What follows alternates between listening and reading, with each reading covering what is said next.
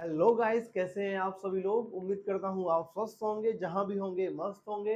ये है हमारी fourth video on national income. इससे पहले हमने आपसे बात करी थी, चर्चा करी थी जीडीपी क्या होता है, जीएनपी क्या होता है, और हमने आपसे बात करी थी रियल जीडीपी और नॉमिनल जीडीपी क्या होता है। आज के लेक्चर में हम बात करने वाले हैं। देखो, जो जीडीपी और जीएनपी हम निकालते हैं, दो रेट पर निकालते हैं, मार्केट प्राइस पर और फैक्टर कॉस्ट पर, या फिर मैं कहूँ फैक्ट्री कॉस्ट पर।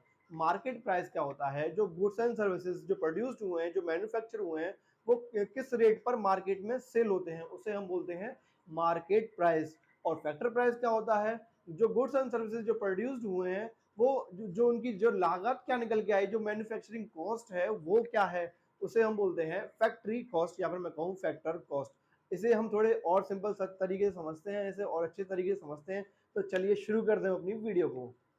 देखो, जो इलेक्ट्रिक स्कूटर है इंडिया में, जो प्रोड्यूस हो रहे हैं, मैन्युफैक्चर हो रहे हैं आज, उन पर जो जीएसटी रेट जो लगता है, जो गवर्नमेंट जीएसटी रेट जो लगाती है, वो है इस टाइम प्रेजेंट में 5% जीएसटी रेट। इससे पहले 12% जीएसटी रेट के दायरे में आता था हमारे इलेक्ट्रिक स्कूटर।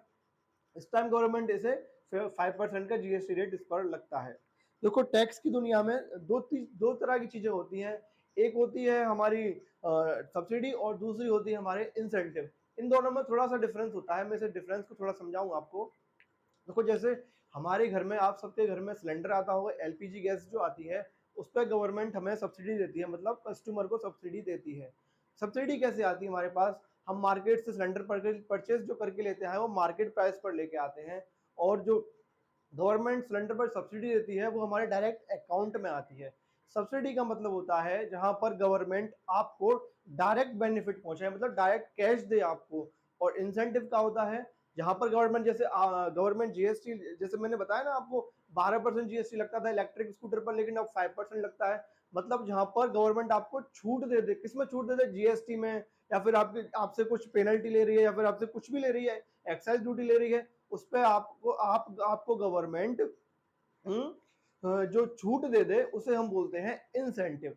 जहां डायरेक्ट छूट दी जाए, उसे हम बोलते हैं सब्सिडी। और जहां पर गवर्नमेंट आपको इनडायरेक्ट छूट दे दे, इनडायरेक्ट मतलब कैसे, जैसे हमारा टैक्स रिफंड आता है, आप गवर्नमेंट को देंगे और गवर्नमेंट लौटाल के कुछ उसका परसेंट आपको दे देगी, या फिर मैं कहूँ पूरा दे देगी। ये बात आई समझ में, सब्सिडी और इंसेंटिव क्या होता है। तो सब्सिडी इंसेंटिव क्या करती हैं, जैसे हमें गवर्नमेंट सब्सिडी देती है, ऐसे ही गवर्नमेंट जो मैन्युफैक्चरर हैं उनको सब्सिडी देती है। सब्सिडी देने के बहुत सारे रीजन हो सकते हैं। गवर्नमेंट सोशल वेलफेयर के लिए सब्सिडी देगी। देखो, स्कूटर जो इलेक्ट्रिक स्कूटर बन रहे हैं, गवर्नमेंट इस पर जो टैक्स रेट क्यों कम कर रही है, गवर्नमेंट चाहती है कि जो पब्लिक है, जो लोग हैं रहने वाले, वो ज्यादा से ज्यादा इलेक्ट्रिक स्कूटर को परचेस करें, क्योंकि ये इको फ्रेंडली है, पॉल्यूशन को कम करता है। अगर आप कोई भी डीजल की गाड़ी लें या फिर पेट्रोल की गाड़ी लें, वहां से क्या होगा, पॉल्यूशन ज्यादा होता है उन चीजों से। लेकिन इलेक्ट्रिक स्कूटर इको फ्रेंडली होता है। तो गवर्नमेंट चाहती है कि आप लोग, हम सब लोग इलेक्ट्रिक स्कूटर को परचेज करें, इससे हमारा पॉल्यूशन कम हो, मतलब सोशल वेलफेयर हो, हमारा समाज सुधार हो। एक तो ये रीजन हो सकता है मैन्युफैक्चरर को सब्सिडी देने का। दूसरा रीजन ये भी हो सकता है, जैसे कोई भी कंपनी है, वो डूब रही है, वो लॉस में चल रही है, तो उसे बचाने के लिए गवर्नमेंट उसे पैसा दे, लो जी लो, अपनी कंपनी को अच्छे तरीके से चलाओ। ये भी एक रीजन हो सकता है। क्यों बचाना चाहती है भाई कंपनी, किसी भी गवर्नमेंट किसी भी कंपनी को, भाई यहाँ पे जिस कंपनी में एम्प्लॉयज लग रहे होंगे, अगर कंपनी बंद हो गई तो बेचारे बेरोजगार हो जाएंगे, अनएम्प्लॉयमेंट हो जाएगा इंडिया में। बात आ रही है ना समझ में, कि सब्सिडी गवर्नमेंट क्यों देती है। ठीक है, ये बात समझ में आई। जो गवर्नमेंट जो सब्सिडी दे रही है, वो क्या कर रही है, जो मैन्युफैक्चरिंग जो कॉस्ट है, उसकी जो मैन्युफैक्चरिंग कॉस्ट आ रही है, उसे बनाने में उसे कम कर देती है। बात आई समझ में, सब्सिडी क्या करती है। तो इस चीज को थोड़ा दिमाग में रखिएगा, ध्यान में रखिएगा। देखो, एक एग्जाम्पल से समझते हैं इसे। जो हमारे इलेक्ट्रिक स्कूटर की जो कॉस्ट आ रही है, इलेक्ट्रिक स्कूटर की जो कॉस्ट आ रही है, वो आ रही है 60,000 रुपीज। ठीक है, और जिस गवर्नमेंट इस पर 5% का जीएसटी रेट लेती है, मतलब इनडायरेक्ट टैक्स लगता है इस पर।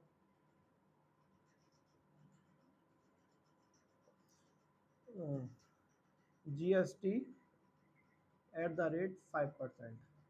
5% कितना हो गया, 3,000 रुपीज। गवर्नमेंट इस पर सब्सिडी भी देती है। सब्सिडी को रेट से लिख लेते हैं,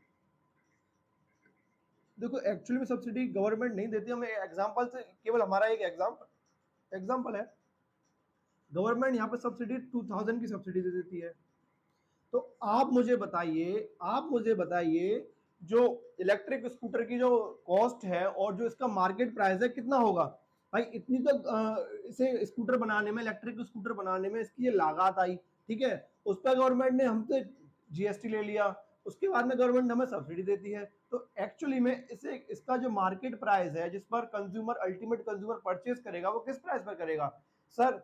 60,000 प्लस 3,000 माइनस 2,000। तो यहाँ पे कितनी कॉस्ट आएगी? जो मार्केट प्राइस है वो कितना आएगा?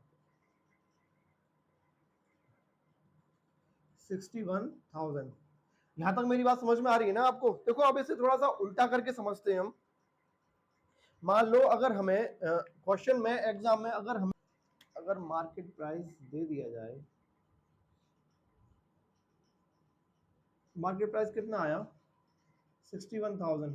अगर मुझे सब्सिडी और इनडायरेक्ट टैक्स का रेट दे दिया जाए, क्या मैं यहाँ पे फैक्टर कॉस्ट निकाल सकता हूँ, फैक्ट्री कॉस्ट निकाल सकता हूँ? बिल्कुल निकाल सकता हूँ। देखो मार्केट, जब कॉस्ट से हम मार्केट प्राइस पर जा रहे थे, हम इनडायरेक्ट टैक्स को ऐड कर रहे थे और सब्सिडी को माइनस कर रहे थे। और सब्सिडी को क्यों माइनस करते हैं, आपको रीजन समझ में आ रहा होगा ना, हम क्यों माइनस करते हैं सब्सिडी को? क्योंकि जो सब्सिडी है हमारी कॉस्ट को, जो हमारी कॉस्ट आ रही है मैन्युफैक्चरिंग कॉस्ट, उसको कम कर रही है। कम क्यों कर रही है? क्यों गवर्नमेंट दे रही है सब्सिडी? गवर्नमेंट चाहती है कि इसको ज्यादा से ज्यादा परचेज करें लोग। ज्यादा से ज्यादा कब परचेज करेंगे? जब उसकी जो कॉस्ट है, उसकी जो मार्केट प्राइस है वो कम आए, तभी तो परचेज करेंगे ज्यादा से ज्यादा लोग। तो यहाँ पे सब्सिडी जो उसकी जो मार्केट प्राइस है, जो कॉस्ट है, उसकी जो कॉस्ट को कम कर देती है। हम पे यहाँ पे मार्केट प्राइस दे रखा है, अब हमें जाना है कॉस्ट पर। हमने यहाँ पर सब्सिडी को किया था लेस, और अगर हमें जो कॉस्ट निकालनी है, उसकी जो कॉस्ट है, उसकी जो कॉस्ट निकालनी है, उसमें मुझे सब्सिडी को ऐड करना होगा। ऐड क्यों करना होगा? क्योंकि मुझे उसकी एक्चुअल कॉस्ट तभी तो पता चलेगी। और सब्सिडी जो है उसकी कॉस्ट को कम कर देती है। बात आ रही है ना मेरी समझ में? तो यहाँ पे मुझे सब्सिडी को ऐड करना होगा, उसकी फैक्टर कॉस्ट निकालने के लिए मैं इसे यहाँ पे ऐड कर दूंगा, और जीएसटी को मैं लेस कर दूंगा, क्योंकि जो मार्केट प्राइस में इंक्लूड है ना जीएसटी, तो और फैक्ट्री कॉस्ट में जीएसटी होती नहीं है।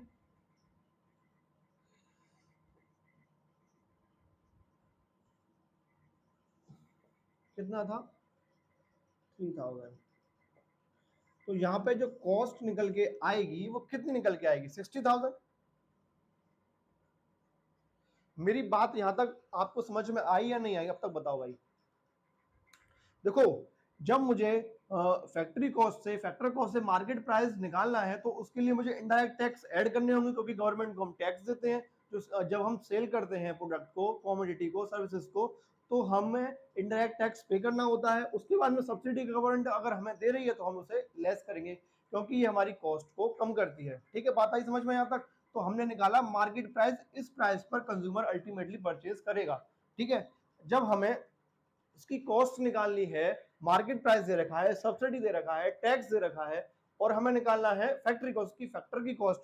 मार्केट प्राइस दे रखा है, उसे सब्सिडी को ऐड करेंगे, क्योंकि जो कॉस्ट को लेस कर, कॉस्ट में हमने लेस किया था जब मार्केट प्राइस निकाला था, और इसका रीजन भी हमें समझ में आया था, हम इसे क्यों लेस कर रहे हैं और यहाँ पे क्यों ऐड कर रहे हैं। बात आ रही है समझ में? और जो इनडायरेक्ट टैक्स है हमने गवर्नमेंट को पे किए हैं, हमें भाई कॉस्ट में तो इंक्लूड होता नहीं इनडायरेक्ट टैक्स, तो हम इनडायरेक्ट टैक्स को मार्केट प्राइस में से लेस करेंगे। तो यहाँ पे हमारा जो फैक्ट्री कॉस्ट है, फैक्टर कॉस्ट है, वो निकल के आ जाएगा।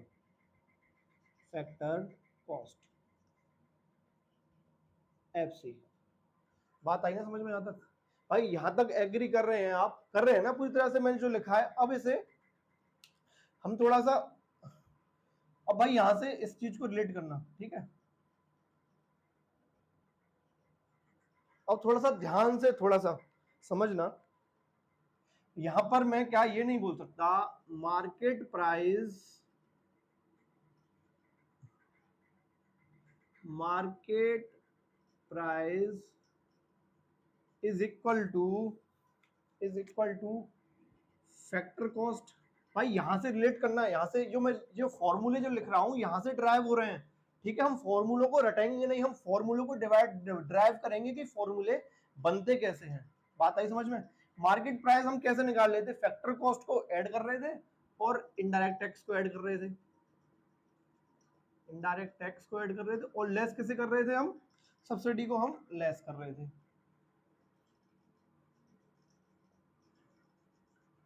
बात मेरी आई समझ में ना? था मार्केट प्राइस हमने कैसे निकाल, देखो फैक्टर कॉस्ट में हमने ऐड किया था इनडायरेक्ट टैक्स और लेस किया था हमने सब्सिडी, और सब्सिडी को लेस क्यों करते हैं आपको रीजन समझ में आ गया होगा, ठीक है। अगर मैं इसे ऐसे लिख दूं, क्या प्रॉब्लम है क्या आपको? इनडायरेक्ट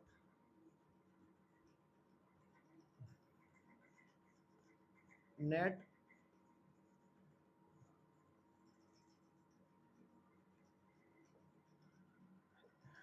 इस वाले पोर्शन को नेट इनडायरेक्ट टैक्स बोल सकता हूं मैं? बिल्कुल बोल सकता हूं। यहाँ पे अगर मैं 3000 माइनस 2000 करूं तो यहाँ पे ये नेट इनडायरेक्ट टैक्स होगा नहीं होगा? अगर मैं 3000 माइनस 2000 इज इक्वल टू कितना आएगा, 1000। इसको हम नेट इनडायरेक्ट टैक्स बोल सकते हैं। नेट इनडायरेक्ट टैक्स, यहाँ पे नेट इनडायरेक्ट टैक्स का मतलब समझो, एक हाथ से तो गवर्नमेंट को हम दे के आ रहे हैं पैसे, दूसरे हाथ से गवर्नमेंट हमें पैसा हमें दे रही है। देखो अगर मैं 3000 को गवर्नमेंट को पैसे देता हूँ, टैक्स देता हूँ, और 2000 रुपए गवर्नमेंट मुझे सब्सिडी देती है, क्या मैं ये नहीं बोल सकता मैंने नेट गवर्नमेंट को कितने रुपए दिए, 1000 रुपीज ही तो मैंने नेट दिए गवर्नमेंट को। भाई 3000 दिए, उसमें से 2000 तो मेरे पास लौट के आ गए ना, तो हम इसे नेट बोल सकते हैं। नेट इनडायरेक्ट टैक्स कितना पे कर रहे हैं हम, 1000 रुपीज। यही इसका मतलब तो यही है ना। देखो 3000 रुपये हमारा इनडायरेक्ट टैक्स था, सब्सिडी 2000 रुपये, तो 1000 रुपये हमारा यहाँ पे नेट इनडायरेक्ट टैक्स आ गया। तो यहाँ पे ये भी तो बोल सकता हूं मैं, F C plus net indirect tax. भाई समझ में आ रहा है ना? यहाँ पे इससे, यहाँ पे इस चीज को देखो भाई, यहाँ से फॉर्मूला यहाँ पे ड्राइव हो रहा है, तो इसमें बोल सकता हूं market price is equal two factor cost plus net indirect tax. यहां तक समझ में आई बात? अब हम देख लेते हैं फैक्टर कॉस्ट को। फैक्टर कॉस्ट कैसे निकाल सकते हैं हम? देखो अब इस चीज को यहां से रिलेट करके देखना। Factor cost is equal to क्या था, market price plus plus subsidy, और माइनस क्या करेंगे हम यहां पे, इनडायरेक्ट टैक्स। मेरी बात यहां तक समझ में आ रही है ना? देखो फैक्टर कॉस्ट निकालने के लिए एमआरपी में हम ऐड करेंगे सब्सिडी, क्योंकि जब हमने फैक्टर कॉस्ट से मार्केट प्राइस पे आए थे तो हमने सब्सिडी को हमने लेस किया था। समझ में आ रही नहीं मेरी बात? और जब हम मार्केट प्राइस से फैक्टर कॉस्ट पे जाएंगे तो हम सब्सिडी को ऐड करेंगे। ऐड क्यों करेंगे, ये इस चीज का रीजन आपको समझ में आ रहा है ना? क्योंकि ये जो सब्सिडी है फैक्टर कॉस्ट को कम करती है, मतलब फैक्टर कॉस्ट की, उसकी जो फैक्टर कॉस्ट आ रही है उसको कम करती है। अगर मुझे एक्चुअल कॉस्ट पे जाना है, उसकी फैक्टर कॉस्ट पे जाना है, तो मुझे सब्सिडी को ऐड करना होगा, क्योंकि मैं मार्केट प्राइस में से सब्सिडी को लेस कर चुका हूँ। क्योंकि जब मैंने मार्केट प्राइस निकाला था तो मैंने उसकी जो कॉस्ट थी उसमें से लेस कर दिया था सब्सिडी को, तो इसलिए मुझे फैक्टर कॉस्ट निकालने के लिए सब्सिडी को ऐड करना होगा और इनडायरेक्ट टैक्स को लेस करना होगा। लेस क्यों करना होगा? क्योंकि जब हमने इसके मार्केट प्राइस निकाला था तो हमने इसकी जो टैक्स है, इनडायरेक्ट टैक्स है, हमने इनडायरेक्ट टैक्स को ऐड किया था। बात आ रही है समझ में? इसकी कॉस्ट पर पहुंचने के लिए मुझे इनडायरेक्ट टैक्स को लेस करना होगा। बात मेरी समझ में आ रही है ना? आ रही? तो हम इसे ऐसे भी लिख सकते हैं जो हमने ऊपर लिखा था, market price minus net indirect tax, net indirect tax. इस चीज को हम लिख सकते हैं market price minus net indirect tax is equal to factory cost. ये बात है बिल्कुल ठीक है।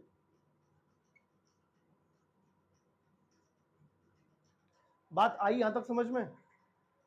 उम्मीद करता हूं आपको समझ में आ रहा होगा हम नेट इनडायरेक्ट टैक्स को क्यों ऐड कर रहे हैं, क्यों लेस कर रहे हैं, इसका रीजन आपको समझ में आ रहा होगा। देखो यहाँ पे सिंपल सी बात ये है, जब आप फैक्टर कॉस्ट से मार्केट प्राइस पर जाएंगे, मार्केट प्राइस का मतलब होता है जिस रेट पर मार्केट में वो प्रोडक्ट, वो गुड्स एंड सर्विसेज सेल हो रही हैं।